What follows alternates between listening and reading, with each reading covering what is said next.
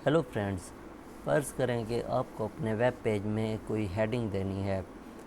तो इसके लिए आप क्या करेंगे, तो आज हम इसी चीज़ को डिस्कस करेंगे कि हम अपने वेब पेज में हेडिंग्स और सब हेडिंग्स कैसे देते हैं।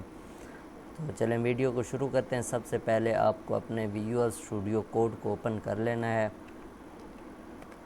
ये हमने विजुअल स्टूडियो कोड को ओपन कर लिया है। इसके बाद आपको बॉयलर प्लेट ओपन कर लेनी है। ये देखें, ये हमारे पास हो गए और हम इधर टाइटल दे देते हैं हेडिंग, क्योंकि हमने हेडिंग देनी है तो इसलिए हम हेडिंग के नाम से टाइटल दे रहे हैं। हेडिंग्स जो हमारे पास होती हैं, हेडिंग्स हमारे पास 6 तरह की होती हैं, जिन्हें हम H1 से H6 तक काउंट करते हैं। H1 से H6, H1 हो गई, H2, H3, H4, H5, H6। अब हम इन्हें H2, H3, H4, H5 और H6, ये हमारे पास 6 तरह की हेडिंग्स हैं। ये हमारे पास हेडिंग्स हो गई। अब हमें, अगर हम इस वक्त इसे ओपन विद लाइव सर्वर पे ब्राउज़र करेंगे तो हमें कुछ भी दिखाई नहीं देगा, क्योंकि हमने इनमें कोई कंटेंट नहीं लिखा। ये देखिए, हमें कुछ नहीं, बस हेडिंग शो हो रही है जो कि टाइटल है। अब मैं इधर लिख देता हूँ हेडिंग 1। हेडिंग 1, ये हमारे पास हो गई हेडिंग 1। ये देखें, ये हमारे पास H1 जो होता है, ये मेन हेडिंग के लिए हम यूज़ करते हैं।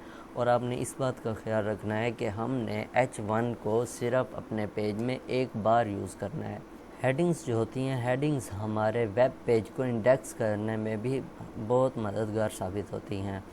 जब बोट्स हमारे वेब पेज पर क्रॉल करते हैं तो वो इन्हीं हेडिंग्स को देखकर हमारे वेब पेज को इंडेक्स करते हैं।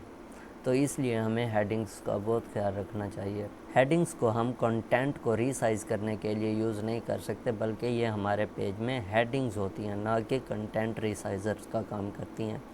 तो आपने इस बात का ख्याल रखना है। उसके बाद हेडिंग 2 हो गई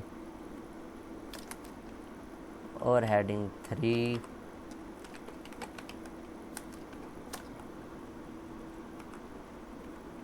हम इसे कॉपी कर देते हैं।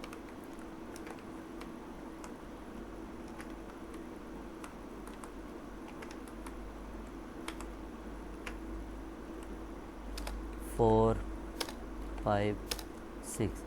और अब अगर हम ब्राउज़र को विज़िट करते हैं तो ये देखें, ये हमारे पास हेडिंग्स हैं। हेडिंग 1, हेडिंग 2, हेडिंग 3, ये हमारे पास मेन हेडिंग है और ये हमारे पास सब हेडिंग्स हैं। आपने इन्हें कंटेंट को रीसाइज़ करने के लिए बिल्कुल भी यूज़ नहीं करना। उसके लिए हमारे पास और तरीके होते हैं, तो हम वो यूज़ करेंगे। ये फ़िलहाल हम हेडिंग्स के लिए यूज़ करेंगे। चलें अब हेडिंग से रिलेटेड एक एग्ज़ाम्पल को देख लेते हैं। एग्ज़ाम्पल हमारे पास बिल्कुल ईजी है। मैं इधर सबसे पहले एक हेडिंग H1 दे देता हूँ। टाइप्स ऑफ हेडिंग लिख देते हैं, टाइप्स ऑफ हेडिंग्स। ये हमारे पास हो गया मेन टैग H1। इसके बाद हम दे देते हैं इधर कंटेंट, P टैग में दे देते हैं और इसमें लॉरेम 10 कर देते हैं। ये हमारे पास एक पैराग्राफ हो गया।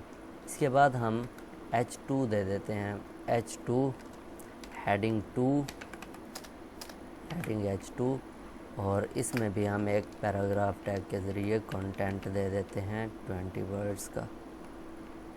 इसके बाद हमारे पास हेडिंग फिर 2 हो गई, H2, और इसमें हेडिंग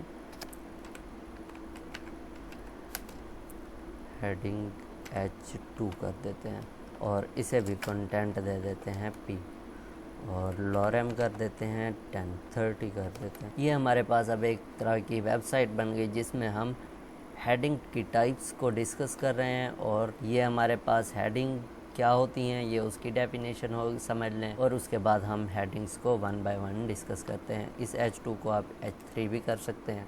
ये H3 होगा, हेडिंग H3। ये देखें,